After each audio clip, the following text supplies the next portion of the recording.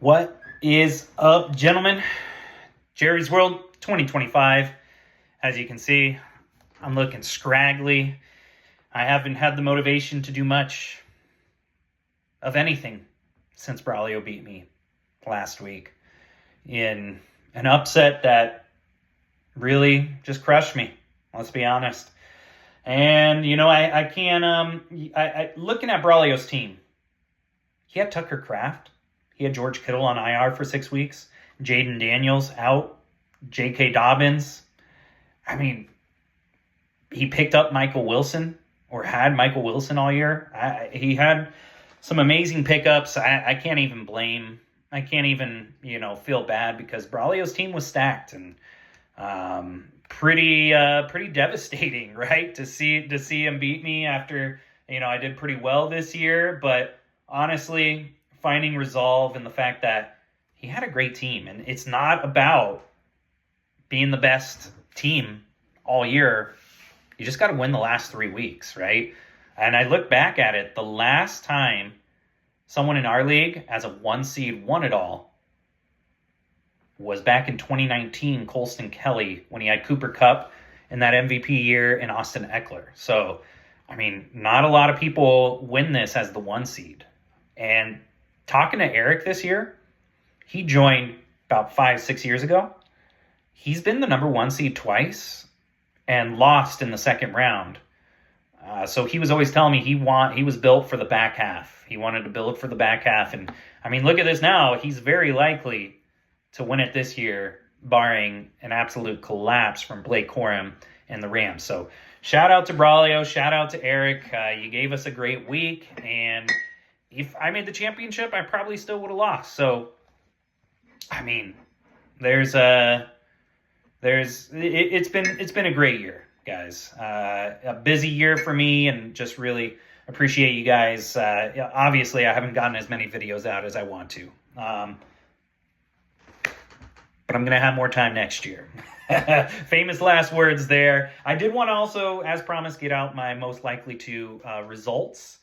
And we'll go from there. Most likely to talk trash and finish in the bottom of the standings. I guess first and foremost, someone was hating on Josh. I'm in every freaking. I'm voted for in every one because someone voted for me. It just means I'm popular, so it means you guys love me. So I appreciate that. Most likely to talk trash and finish in the bottom of the standings. 2 votes for me. 1 vote for Ben, and a whopping decision from the league. 11 votes for Paul Moga. And how fitting, because Paul is now officially last place, having to pay Ben, the winner of the consolation bracket, $50. So, Paul McGregor, he's seen better days for sure. This is like the year that McGregor, his whole leg just flopped in half.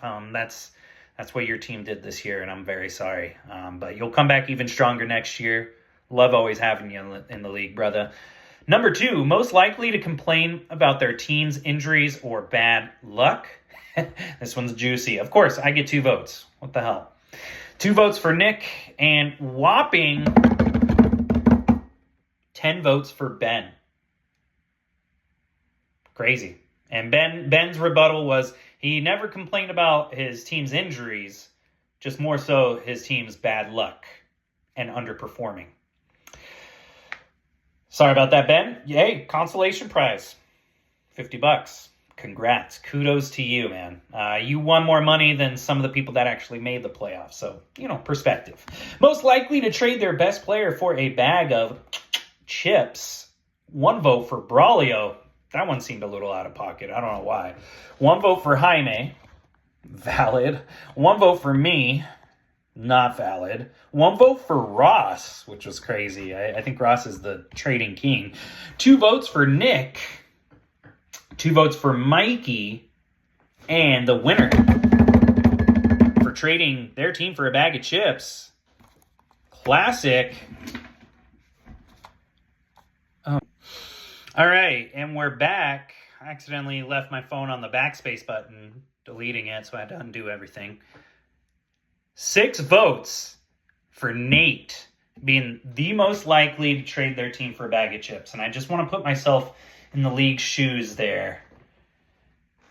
Is it because of the backlash that Nate received and Ben received for their trade between each other? Because, I mean, end of the day, obviously Puka is the best player in that trade. But this was before we knew that Justin Jefferson was trash because of his quarterback situation. And Justin Herbert was, top 3 QB in the league? So, I mean, obviously, I think it was a wash between ETN and Breece Hall anyways. I didn't view it as a bag of chips trade, but it was a resounding. The league did not like the Kapler trade and was probably one of the highlights of the season, let's be honest. So that's why Nate wins, most likely to trade their team for a bag of chips. Coming in at number 4, most likely to overthink their sit-start decisions. 1 vote for James. That seemed out of pocket to me. 1 vote for Nick. 1 vote for Eric. And 3 votes for Ben. Ben making another appearance. He's been in every one too. And with 8 votes, yours truly. You guys think I overthink my decisions? I absolutely do. I changed Brock Purdy and Dak Prescott like 5 or 6 times in my matchup against Braulio. Of course, I chose the wrong one. Brock Purdy went off. I would have been in the championship. Yada, yada. Coulda, shoulda, woulda. Hurts. So, yeah, definitely a valid vote. You guys think I am the most likely, and I probably do overthink a lot of my decisions. Number 5, and this one's interesting. Who is the most likely to win the championship? Eric didn't get 1 single vote. The hate. You guys be hating. I mean, I couldn't vote for Eric. I was voting for myself, of course. 0 votes for Eric, which he didn't even vote for himself, now that I'm thinking about it. What the hell? 4 votes for Braulio, 5 votes for me, and 5 votes for James. So the 2 most voted, 5 votes each, me and James, the 2 most voted were not even in the championship. Unbelievable. I do want to go through real quick where teams went right or went wrong. And let's start off with Paul. Where did he go wrong? Because he started off the season pretty well. Started off the season 5-2 and just went downhill from there. Had a great stack of Josh Allen, Kyren Williams, and Saquon. His wide receiver room is just, I mean, I'm looking at it. I can't stand it. Tyler Warren was killing it with Daniel Jones. Can't fault that. But he needs better wide receivers going into next year with 3 wide receiver slots. And you guys are thinking, hey, Josh shouldn't be giving advice, yada, yada. I want us all to grow as a community. And I might even be wrong. Maybe, screw it. Be overweight on running backs and QB, and sometimes it'll get you there if you pick the right people, right? But anyways, I want to go through Brady's team as well. No RB2. He had Zach Charbonnet as his RB2. RJ Harvey coming on at the end of the season. Alvin Kamara not being the right pick. Caleb Williams being outside the QB 12 for every week besides 2 weeks this year. Not ideal. AJ Brown, such an up and down season. By the time he started putting on the nitrous, season was over for Brady. Ricky Pearsall was out most of the year. I mean, his roster construction was there, right? He picked the wide receiver. He had enough depth at wide receiver, but not enough depth at running back. It worked last year for him. He's last year's champ. So next year, maybe be looking at an RB2 and a different QB, and we're talking differently about his team. Noah. I mean, he drafted one of the best top 2 wide receivers this year in JSN, but Brian Thomas, I think, really screwed him this year. I forget what he went through, an injury at running back that screwed him over as well. Kamani Vidal was a great pickup over was Haskins at the time. CJ Stroud and Tua was just tough to balance out. That mixed with Brian Thomas just sucking for him at such a high pick. I mean, that's the reason. He was in the chip last year. So whatever. Yeah, Noah, that's coming in strong next year. I mean, JSN is going to be a top 3 pick. So that'll be crazy. And then also, let's look at Mike. Just didn't have the running back necessary. Jalen Hurts was still solid, not the best. Still solid, maybe not worth the 3rd round pick or the 4th round pick. I liked his T. Higgins trade for Christian Watson. Christian Watson actually ended up outscoring T. Higgins the rest of the way. Brenton Strange was on IR. He just didn't have a running back. Cam Scatterbo was killing it for him. Just didn't have enough depth. And I think that'll come with more experience of looking at depth charts early on in the offseason. Then we got Ben, who, as I'm sure everyone in the league knows, I mean, his team was destined for something bigger than the consolation bracket, right? But he went with 4 wide receivers that were the top target for their team, which is awesome.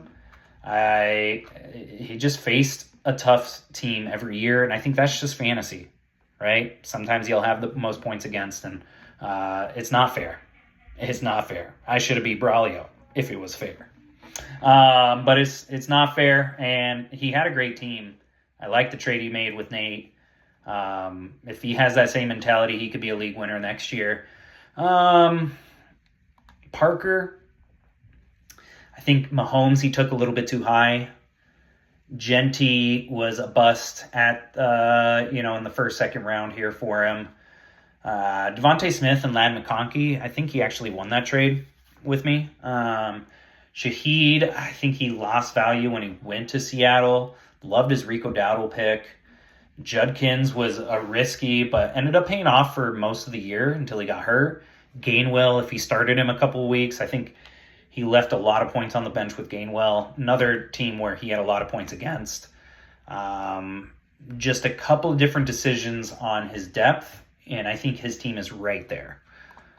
Then we got Nick's team, who he made a lot of trades, and it worked out. I mean, he won his last 5 of 6 and couldn't get into the playoffs there after his trades. But he made trades with Ross, Jaime, and me, and, almost came out making it. It was going into the last week playing Nate. Nico Collins had an underrated season. Derrick Henry, obviously you see what he did this week. Matthew Stafford, MVP candidate. Odunze, I think didn't play up to expectation after I traded him to him, and that was a big hit to his team. But he was right there. Jameson Williams coming on strong, just not the running back depth after he traded Gibbs and Bucky, but then had a solid wide receiver room. It was just tough to balance, and he almost pulled it off. Then we got Jaime's team most of the year, killing it. And then Lamar Jackson, hamstring injury. Jonathan Taylor kind of dived down a lot of bit when Daniel Jones went out. Bijan, he's always right near the top for me, and I think he'll be a top 5 pick next year too. But man, sometimes matchups where you think he'll kill it, he doesn't do well. I don't know what that is. Like, it kind of you're going to start him anyways, right? But there's a lot of times when towards the end of the season he was counting on Bijan, and Bijan came through. He came through, but man, he's just such a talent. I expect him to be number 1 running back year in and year out. Wide receiver room, abysmal. And I thought that at the beginning, right after the draft. He drafted a lot of tight ends, and it's good to have a triple tight end start when they're doing well. But then Quentin Johnston really tailed off. Marvin Harrison was hurt for most of the time. He was on Jaime's team. Lamar Jackson screwed you, man. I think that's what happened there. Nate, I mean, he had a lot of injuries. I think he should have been the one that talks about teams' injuries or bad luck, most likely to. But he did have a lot of injuries. Joe Burrow at the beginning of the season. Brock Bowers just really disappointed. Chris Godwin didn't do much when he came back anyways. Olave finally came through when Nate didn't even need him anymore. I think this team just went through a lot of injuries, but I'm happy to have him in the league because he made a lot of moves and he made it to the playoffs. Then we got James, who's always near the top every year. I was talking about it with him. Always near the top. And my thoughts initially is he drafts really well, but he doesn't make any trades. So I'm thinking he did have a clear weakness with his RB2, not RB2, with his QBs. I mean, Trevor Lawrence put it on late, but he lost a lot of matchups because of his QB. And I just wonder if he I've reached out to him for Jackson Dart. If he had Jackson Dart on his squad towards the middle of the season, he might be a higher seed. Things might turn out different. I think he's one of our best drafters and waiver wire pickup guys in the league. I think his next step is trying to just make trades. A lot of people in our league, it's tough to make a trade with, right? Because there needs to be a clear winner. When honestly, I'm fine with losing a trade if it's more so points wise, if it's supporting my team's structure, my roster construction.